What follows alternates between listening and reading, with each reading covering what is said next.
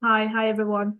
Um, Thank you for coming on the webinar today. I just would like to do a quick introduction. So today, the webinar is about business trust in the Czech Republic, and we are going to look into unlocking opportunities in the Czech business trust landscape.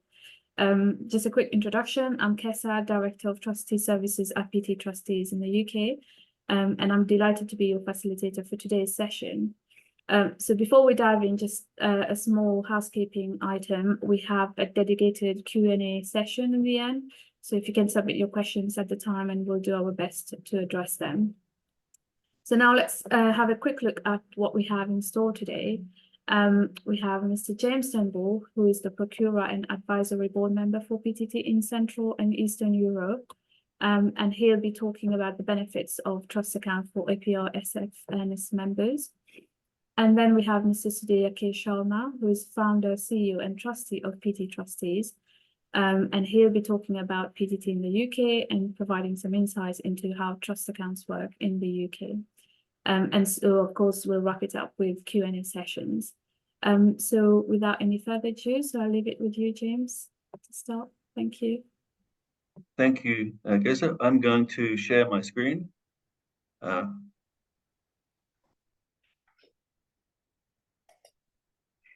And briefly introduce myself a little bit further.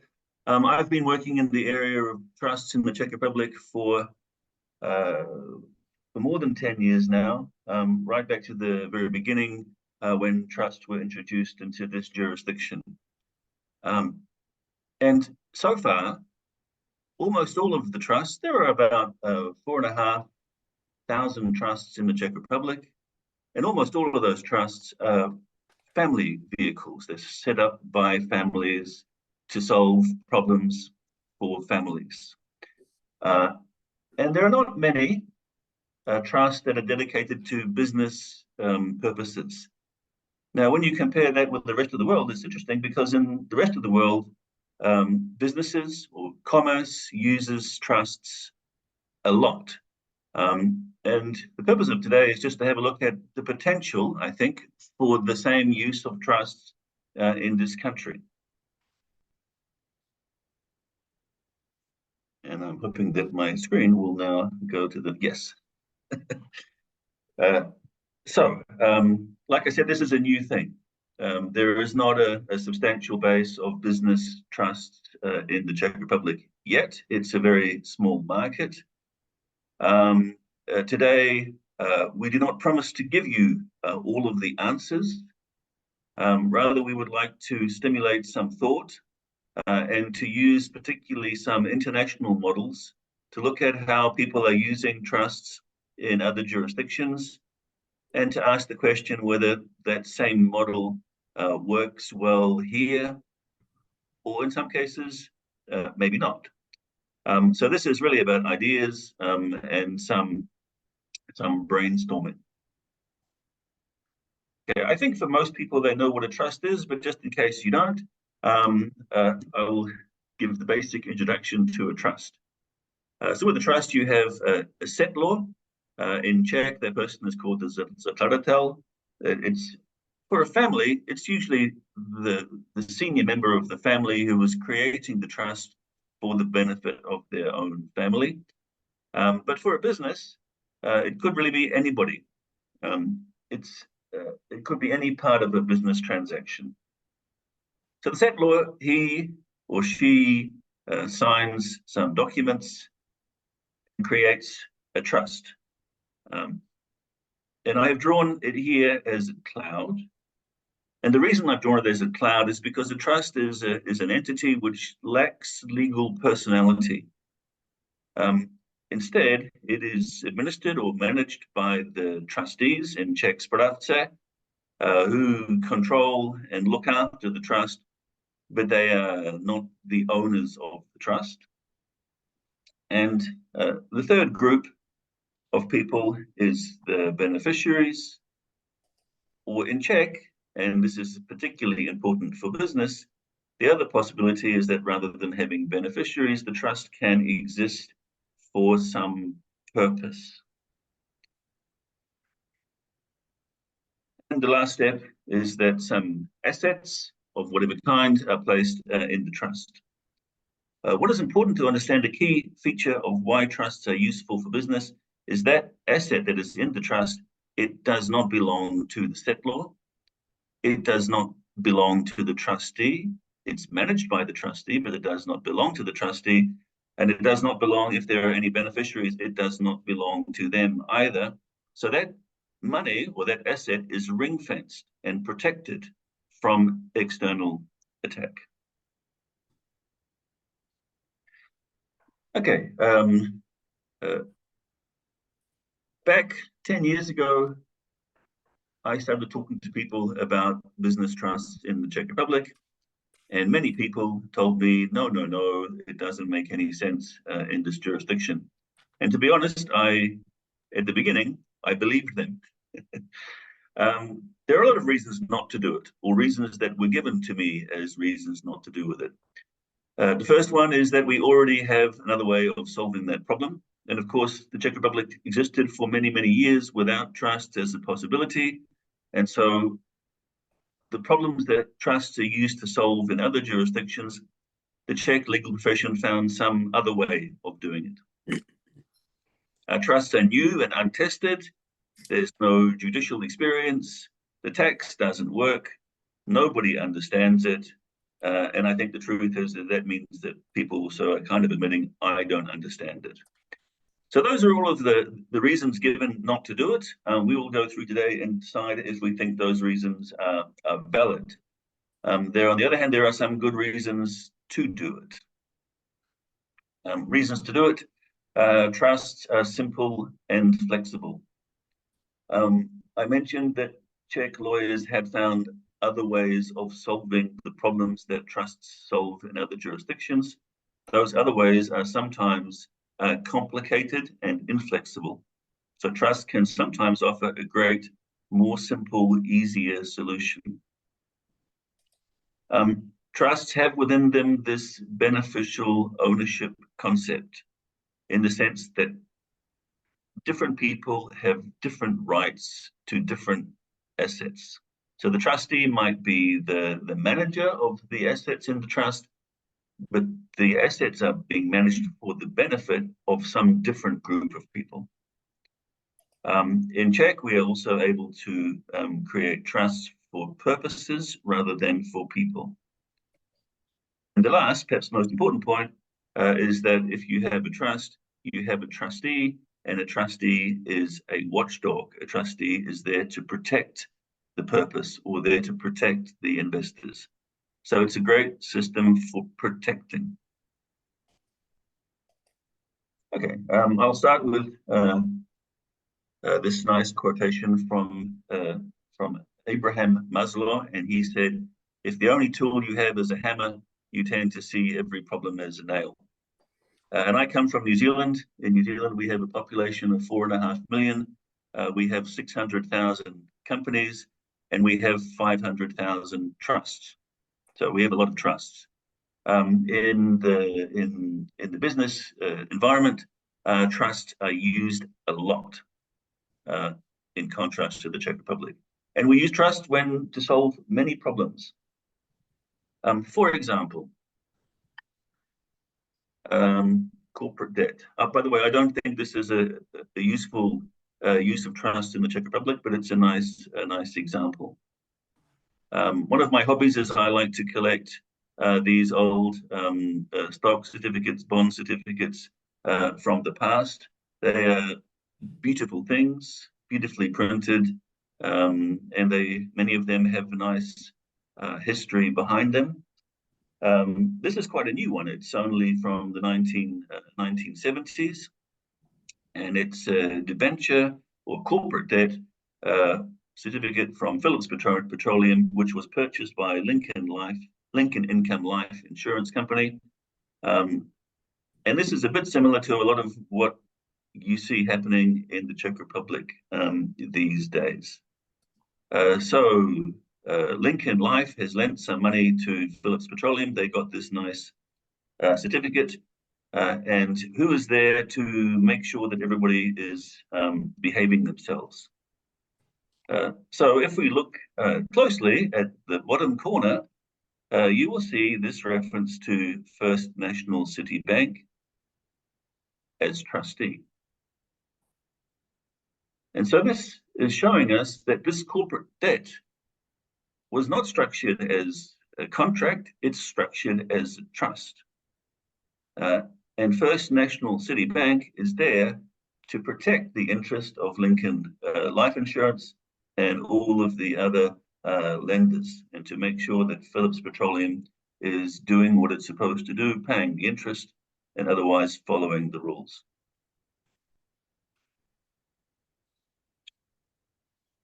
That's an example.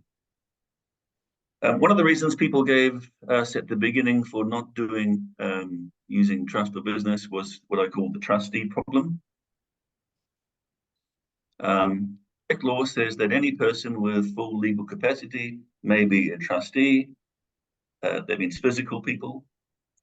A legal person, for example, a company, may be a trustee where provided by statute. And at the present time, there is only one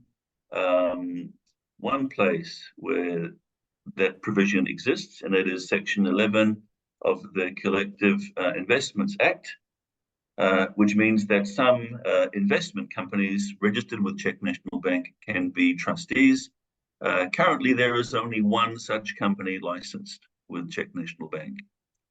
So it means that the reality is right now that for Czech Trust, you need a physical person as trustee, and that's generally quite inconsistent with the model of corporate trust, where it's a business relationship. How to solve that? One way is to use a licensed trustee. At the moment, there is only one, but it's a possibility. Second way to do it is to use what we call sock puppets. And what that is you have a corporate entity as the legal supervisor of the arrangement, and then that legal entity appoints individual people to act in the role of trustee, but the decision-making and the responsibility is still in the hands of the corporate entity. And that works. We've seen that work quite a few times. And the last way to do it is to use a trust that is established under the law of a different jurisdiction than the Czech Republic. And if you do that, the limitation requiring a physical person, of course, no longer applies, because most other jurisdictions allow legal people, legal persons, companies to be trustees. Second big problem is that the taxation of trusts in Czech Republic is inconsistent with corporate transactions. At least it looks like that at first glance. But the truth is that when you dig down and start to think about the transaction and how does it work and what are the consequences of that, sometimes the tax doesn't matter. And sometimes it does matter, but there are solutions. Not in every case, but in some cases. So tax, which seems like a horrible barrier, is not always a horrible barrier. So what I want to do now is I want to go through and just look at some international uses of trusts and think about whether those international uses of trust are valid here in the Czech Republic. And we start with investment funds. Now, if you look just to the right of the title, you will see there's one tick and a question mark. And that means that I think maybe this is something that could work in the Czech Republic. I'm not so sure. Internationally, we have the unit trust model. If you look at investment funds in New Zealand, most of them are structured as trusts. There is a trustee, there is an investment manager, and there are the investors who are in the role of beneficiaries of the trust. In Czech, most investment funds are not structured as trusts, because there was a different way of doing things in the past. However, the Collective Investment Act now specifically recognizes the possibility of using trusts, but for qualified investor funds only. And you'll see those references to legislation at the bottom of the slide.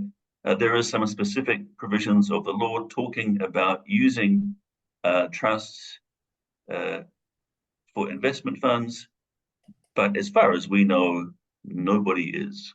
There may be one or two examples, but this is really a possibility which seems to not make a lot of sense in reality. I mentioned pension funds as well. Again, doesn't make sense in Czech.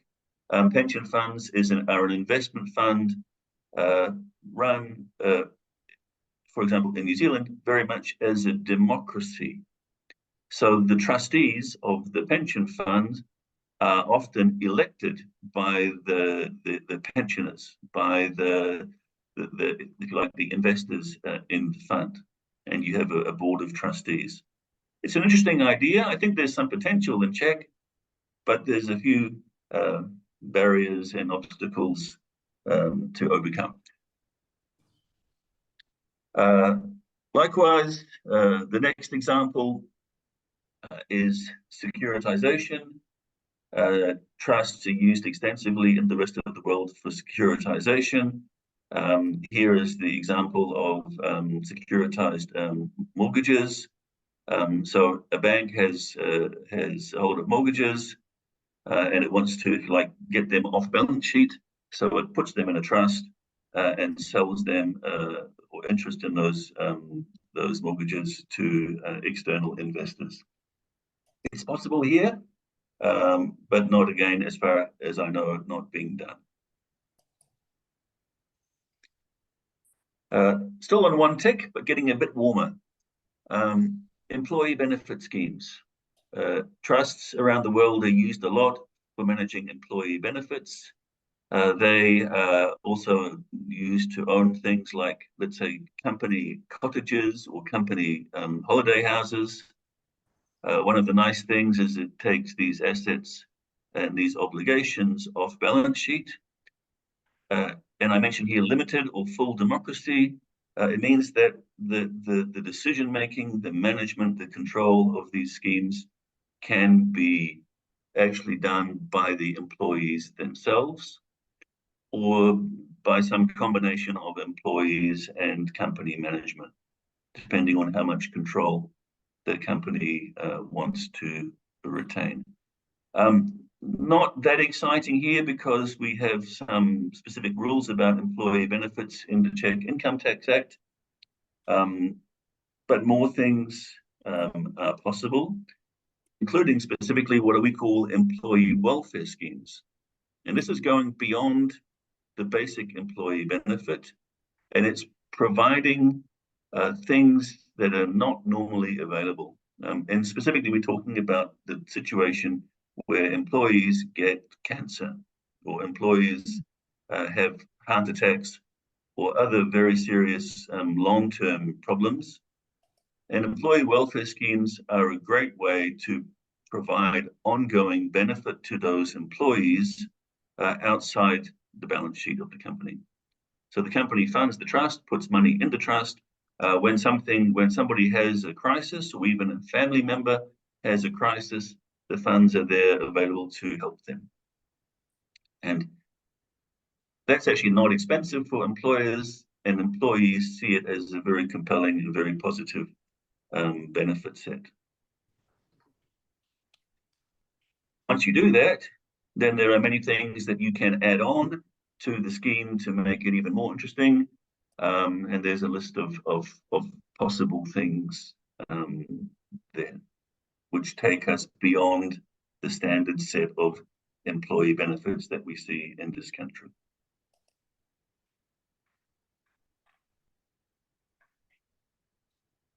Okay, so now we're going to move from one tick to two ticks. These are things which do work, that people are actively using in this country. First obvious one is to use a trust as a business holding structure or as an asset holding structure. Why?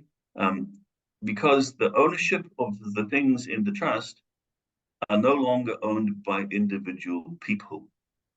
They're not vulnerable to the decision-making or the vagaries of individual people.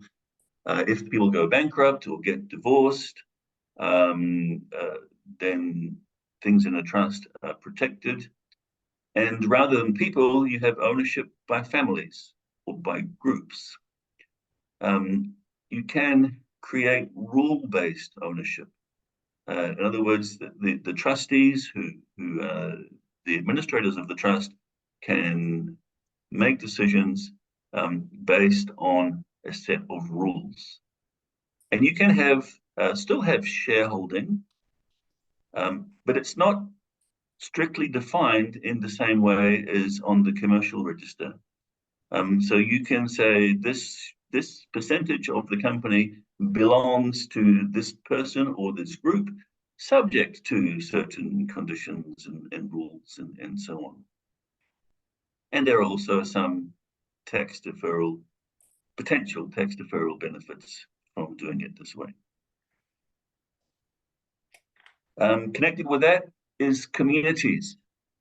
You may not recognize that house, but it's quite an important house. Usually I have a quiz at this point, but it's a webinar, so it's not so easy. But that is actually John Lennon's house that he grew up in as a child. And that house is owned by a trust. And it's owned by a trust on behalf of the community. So it's not owned by Mr. and Mrs. Lennon. It's not owned by some private investor. It's owned by the people of Liverpool, I believe. So trusts are really good where you want to have a community as an owner.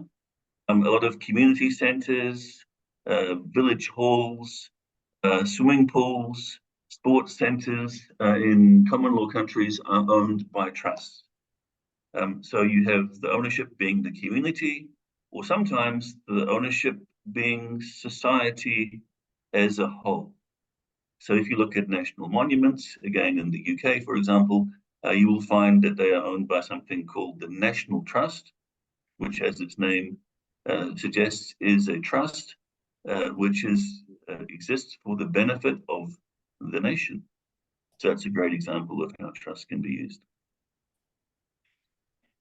Philanthropy, of course, and religion. Again, it's a similar concept as the society owner. In this case, the monasteries are the owners, or the communities are the owners, or because we have the ability to create purpose trusts, then there can be no owner. The owner can be just the concept or the purpose or the belief system. So you put the purpose ahead of the individuals. I have there a typical Catholic church, but of course it's all kinds of religion and all kinds of religious communities, so there's lots and lots of possibilities.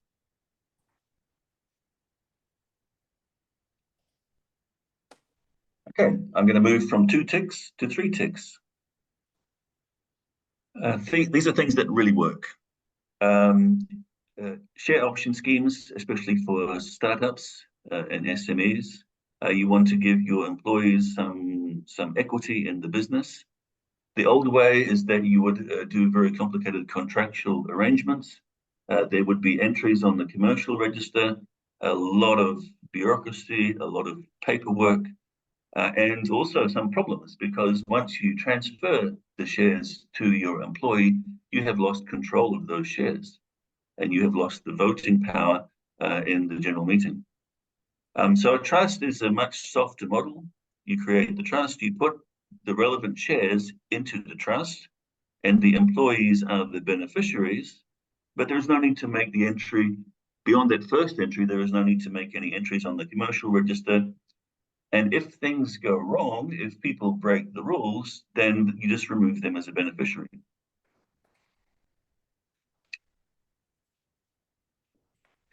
Voting share is an interesting idea where you separate the control over the AGM, the voting shares from the ownership.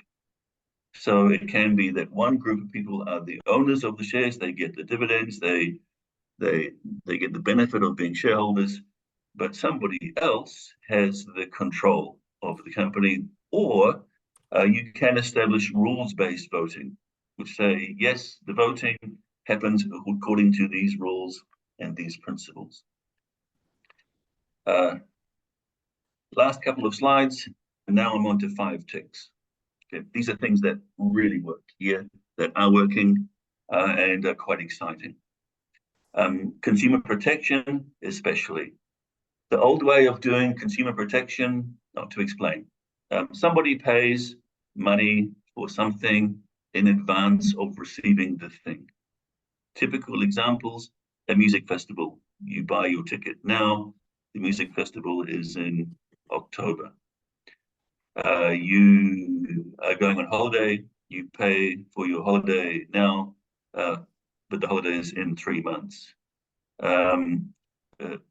Real estate, you buy your apartment off the plans, you pay your deposit now, but you don't get the apartment for 6 months, 1 year, whatever.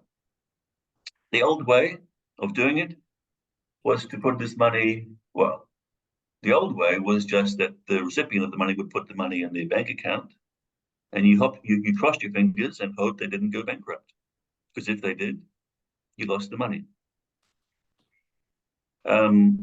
Better way of doing it, maybe, was to use escrow. The money goes into some separate escrow account, but if the provider goes bankrupt, that money is still, unfortunately, vulnerable to attack, because there was no valid transfer of the legal title. And because of that, that money can be clawed back into the insolvency of the provider. So again, money gone. No solution in Czech Republic until we had a trust. If the money is put into a trust, there is a valid transfer of legal title. So if the music festival goes bankrupt, that's not a problem, because your money is safe in the trust and can be returned to you. If your tour operator goes bankrupt, the same rules apply. And again, in the case of real estate, if the property developer goes bankrupt or does not deliver, or does not do what they said that they would do, there is a watchdog. There is a third party protecting your money. So that was all from me. As I said, really just ideas, some food for thought. I would like to now pass over to Sudhir Sharma, who is the Chief Executive of PTT in the UK. In Czech, we are doing this stuff now. We have more than 1 billion level business, but we are still a very small minnow compared to PTT in the UK, which is enormous. And their business is very much focused on this corporate escrow and travel side. So I will now be quiet and hand over to Sudhir to tell us more about that. Thank you.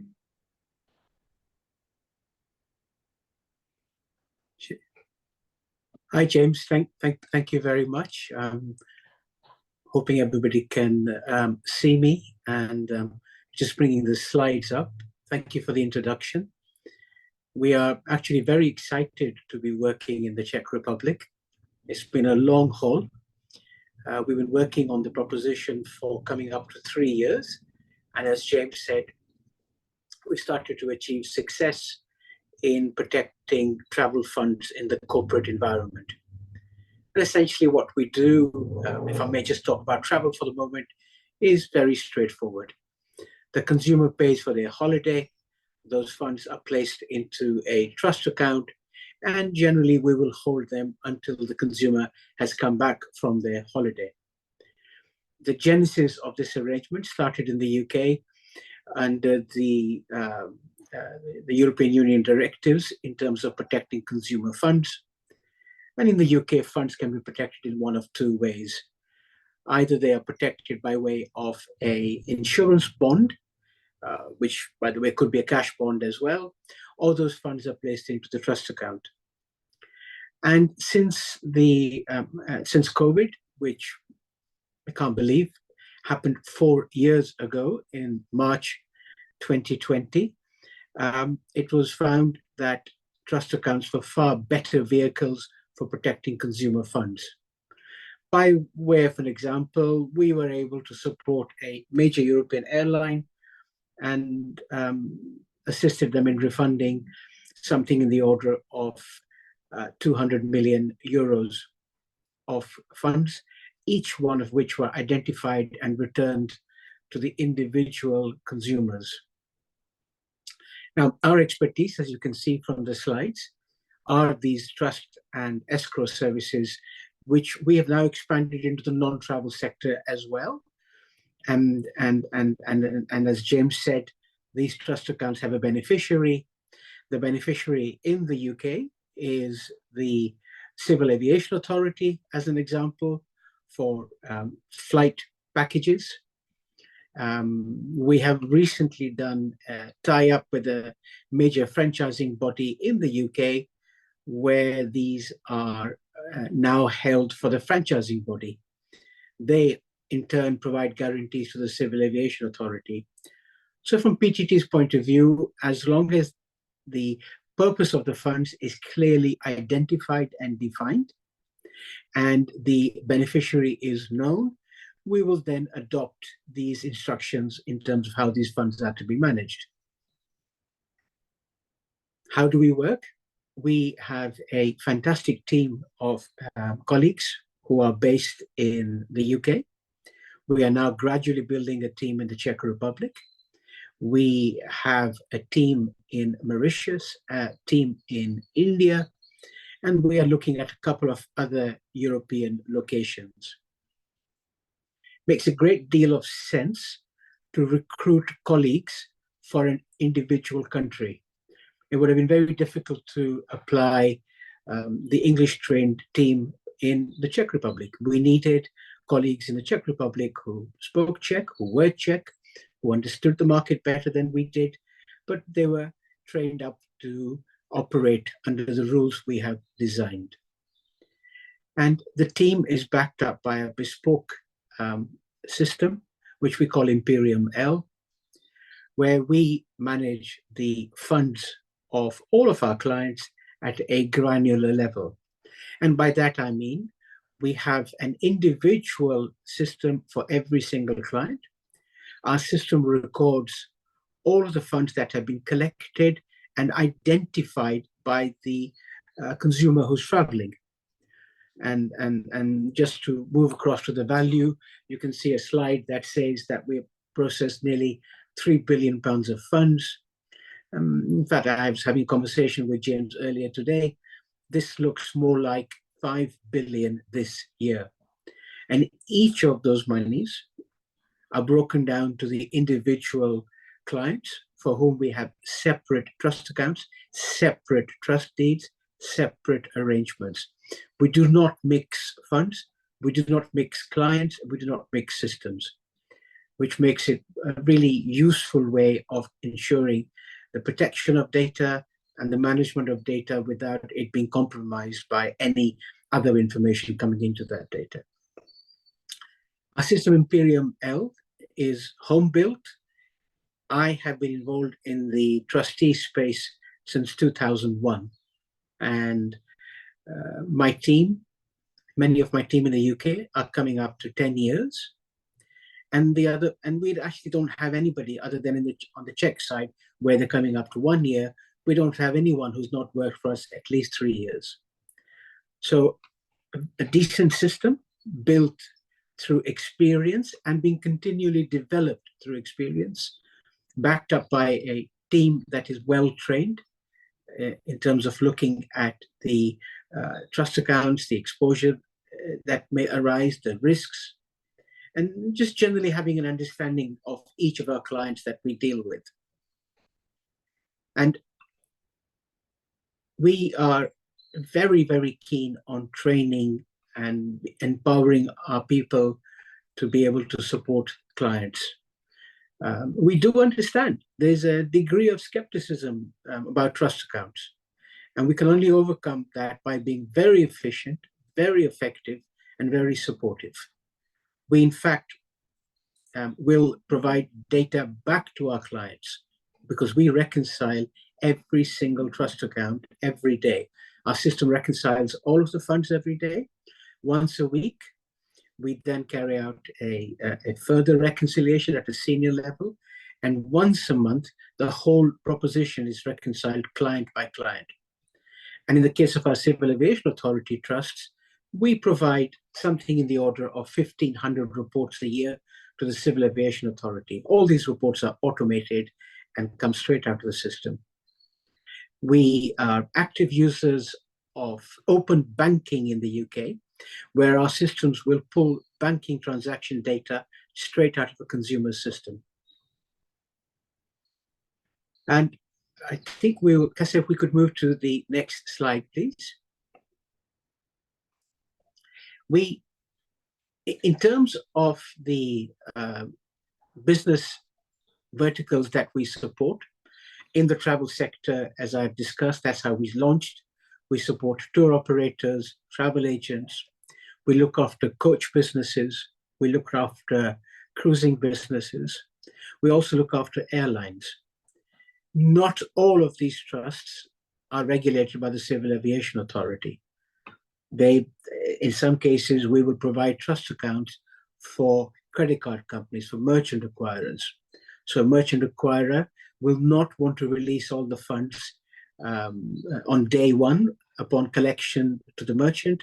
Those funds are placed with us and then are released to the merchant based on a set of rules agreed with the credit card acquiring business. The other aspect of our business, which is now growing very rapidly, is providing these solutions for insurance companies. So in the Czech Republic, we very specifically work directly with the insurance company who carry both the risk and provide the licensing for a tour operator to be able to sell package holidays in the Czech Republic. Why do these insurance companies and merchant acquirers want to work with us?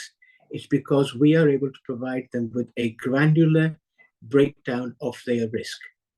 So every single day, they know what the value of the risk is and whether it fits in with what they had determined will be an acceptable risk profile. And this is a very rough example. The insurance company might turn around and say to us, we want you to hold 40% of all funds that have been collected and banked for a particular undertaking. Our system will actually record 100% of the value of the funds that have been banked, but we will then work out what the 40% is or what the 30% is, whatever the requirement is. Our system is, and that's what we mean by bespoke. We will code it up to work with the requirements of that time, of that particular risk, of that particular client, or whatever the requirement is of the beneficiary. Very quickly, Atoll Trust in the UK, the beneficiary of the Civil Aviation Authority. The acquirer trust, the beneficiary is the merchant acquirer. Insurance arrangements trusts, the beneficiary of the insurance company. So essentially, we like to work towards the diktat of a master, if I can call it. Makes for a very easy relationship because the client can't tell us what to do. The client understands what rules we operate to, and they work within those rules. We also work in other areas. We support gambling risk. So we work very closely with one particular European gambling regulator, where we manage the risk for the gambling regulator in respect of a number of the licenses they have granted. We don't actually hold any funds ourselves. The gambling regulator wants the data that we hold to understand what the risk is for that gambling merchant. And that risk is updated every single day. We also look after music festivals, which interestingly came out of COVID. As you can imagine, we had festivals, in fact, sporting events as well, that got cancelled. The funds had been received and were being held. And because they were in a trust account, our clients could reassure their clients, by the way, your money is safe. It hasn't been touched, hasn't been spent. When the music festival ends, we will check it, we will test it, and we'll release the money. We also provide these services to organizations that provide gift cards and vouchers. We tend generally to work with gift cards and vouchers companies that provide white label solutions for individual retailers. Same position again. We hold granular data which tells them what the exposure is on gift cards and vouchers. We've got white goods and furniture there, as you can well imagine. That also relates to goods being delivered well after the funds have been received. So we're quite versatile. We will develop with the client and with the beneficiary, if there is a beneficiary, the rules that are required to protect funds. We've been doing this for a long time, so we understand the need to work in a cooperative manner with the merchant or the client or the tour operator, so they don't feel like we are in any way making their life difficult or inconvenient. It's a set of rules. We work to those rules. We give as much support as we can to the party whose funds we are holding, and naturally their regulator or their beneficiary can also access those reports and that data to monitor what their risk is. Charities, as you can see, is at the bottom. You can imagine it's exactly the same situation.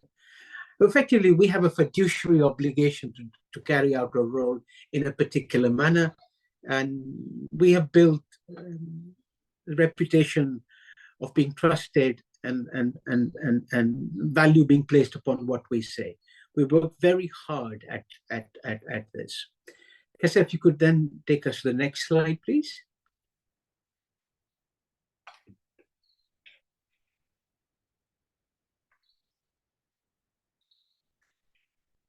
Benefits to stakeholders. The stakeholders are the business whose funds we are holding.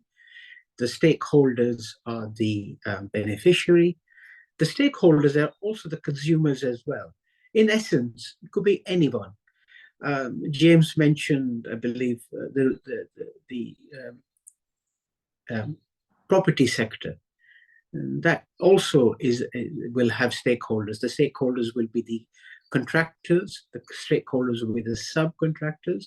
So these things are defined very early on, right at the beginning, and then everybody knows where they stand. We're able to provide real-time data. We can either be sent the data, or we can pull it by developing an API link for that merchant or client or travel company or whatever you want to call them. We have a system of dashboards, which obviously we have standard dashboards, and then we will develop dashboards that are specific to each organization. Cyber security is a very important consideration for us. We work very hard at it, but as you will all understand and know, that it is a dark science, it's a dark art, if I can call it, and all you can do is to rely on the best knowledge and the best experience that is out there, and you keep introducing good practice and good ideas into the system. I would like to think we have a good track record, because all the parties that work with us, the stakeholders that engage with us, I think they eventually find out that we are very helpful to them. We're very supportive, but clearly, professionally, we must do a proper job and an accurate job. We've got some quite nice recommendations on our website as to how we are viewed, how we are considered, and banks love working with us. We have a very significant presence with 2 major banks in the UK. Hopefully we're developing a 3rd one. And James has actually got us 3 banks that we work with in the Czech Republic. So we have more banks in the Czech Republic with fewer clients than we have in the UK. But again, the banks get very comfortable with us when they start seeing how they work, what we do.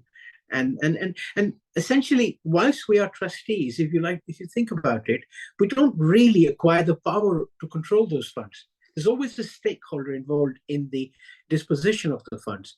So the Czech Republic, very specifically, PTT on its own signature cannot release any of the funds in the trust account. They have to be released jointly with the merchant, with the client or the tour operator, and with the insurance company. There are 3 parties involved before those funds go anywhere.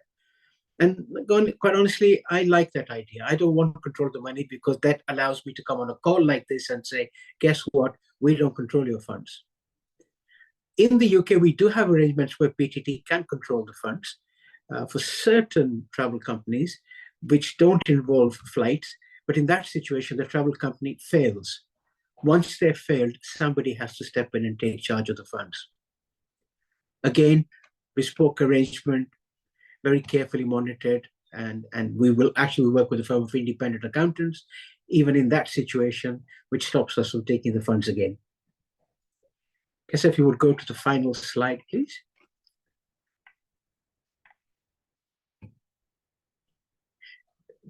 The benefit with the client is very straightforward. We need for them to acquire confidence in PTT. As I said, there's a great deal of reluctance in setting up trust accounts. We're very conscious of it. We're very aware of it. We know we have to build bridges. We have to get their confidence. And if I can put it in an English way, we don't want them to become resentful of us. Nothing destroys a relationship than a forced marriage. The other party is constantly looking for ways to divorce you. So you've got to be very good in that arrangement. So the other party goes, oh, okay, maybe it's not so bad. When it comes to, because we're able to track funds at a granular level, we're able to support our clients when it comes to making refunds, when they have cancellations. And as I said, during COVID, for a good year, all we did was refund money. If you can think about it, majority of our clients were travel or retail clients. And the flow of funds into trust accounts just stopped. But what we were able to do was when they had to make a refund, we were able to support the refund. We were able to provide them with the data and say, by the way, do you know, here's 1 million euros you need to refund. Here's £1 million you need to refund. Do you want to refund it? Are your clients asking for the money? Because the data we hold is very clean. I'm an accountant by training. I'd like to reconcile things. I like for us to have great clarity in what we are doing. Lastly, I would say that we are automating more and more and more. So the team that is managing, I mean, we're a team of nearly 35 people. The object is to make the team very experienced, very knowledgeable, and they operate the system as opposed to working within the system in terms of manual labor and manual effort and manual work. And I just want to add here, there is a bit of manual work involved. In situations where we are required to audit transactions, we do have access to client systems where we will examine third-party invoices. If a client comes to us and says, can you please release the money for the following bookings? Because, again, I'll go back to travel, all these people have returned. We won't accept that on being told that. We will actually go into the client system, pick a sample of transactions, and carry out an audit. You can imagine the level of trust our clients have with us that they do not feel uncomfortable in giving us this access. And we are able to see everything on their system. But that access is view only. So I hope in this brief presentation, and I promise you I could talk for hours about this subject. It's all I've done for nearly 25 years of my life. But I'm hoping in this brief presentation I can show you that we have a very sophisticated, but yet a very simple, workable proposition, one that wins the confidence of whoever comes and engages with us. And I would be very happy to answer any questions. And I do visit Prague from time to time. And if you want me to meet anybody, any of you, I'd be very happy to meet you and engage with you. Thank you very much. Over to you, James. Thank you. Thank you, Sadia. Thank you, James. I think we have a few questions, if I may just read them. The first one is quite interesting. I think that's the hot topic in everybody's mind. I don't know who wants to answer it. How is AI affecting your business? I don't know who wants to pick this up. I think I'll take that one, Kessa. AI is a very interesting subject. Everybody has a different interpretation of what AI means. The only common thing is people know it's known as artificial intelligence. What it actually does and how it works for different businesses is very much in its nascency. It is still developing as a science, as an art. What it does mean for PTT is what I mentioned about automating more and more of the work we do and eliminating the ability to, the need to do a lot of manual effort. One of the solutions that we've been working on is actually going into our client system and for the validation of documentation to be carried out by the system. It's effectively automating the audit process. For our clients, it's also developing art. I'm also the chairman of the Travel and Tourism Board at our Institute of Chartered Accountants in the UK.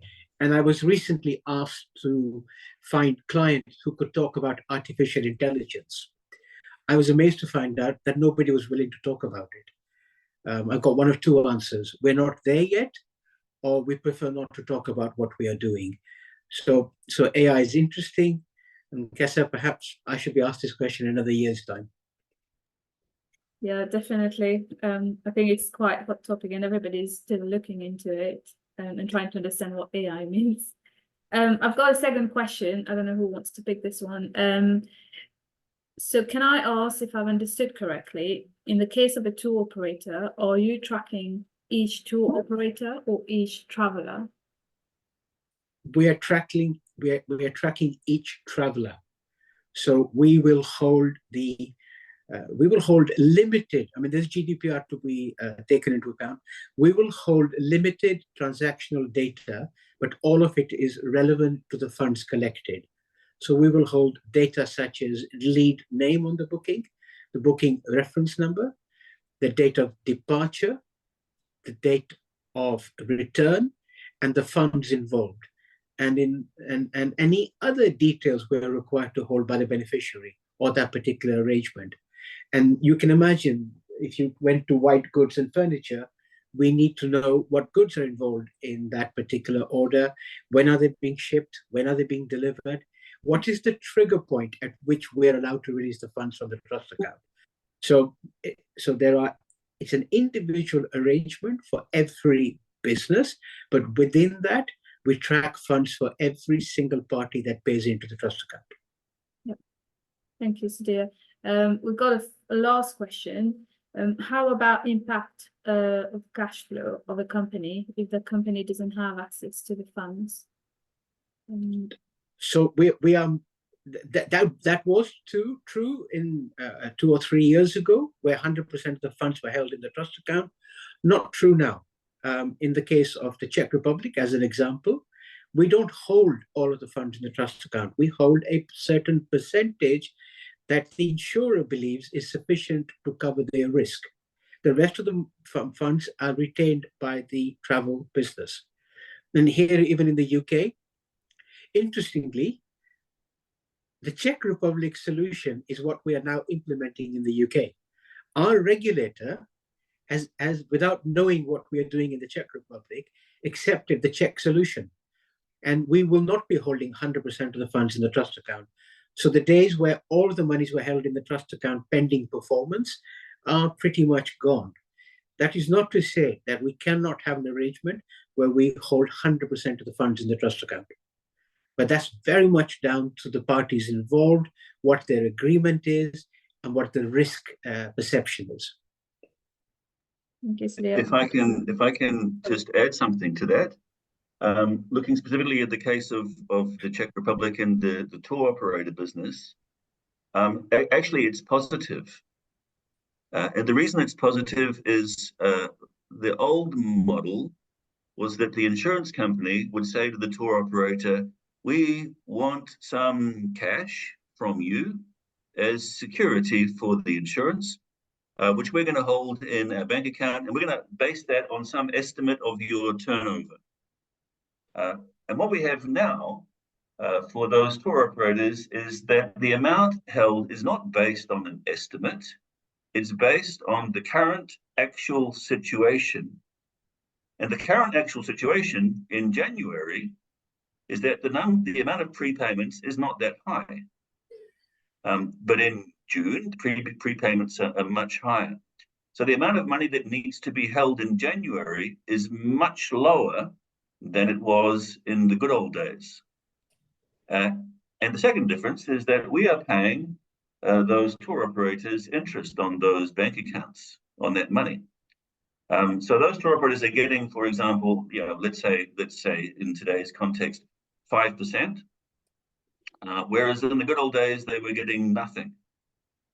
So I don't think you would find many of them complaining too much about losing the cash flow. Yes, they are, but it's better than it was before. Yeah, definitely. I think that's very interesting to know, James. Thank you. And I think that's it. We don't have more questions, but if there's anything, you can always reach out to us and send your questions. So with that, we'll say thank you to everybody who's attending. And yeah, thank you, James. Thank you, Sadia. Thanks for your time. Thank you. Thank you. Bye-bye. Bye-bye.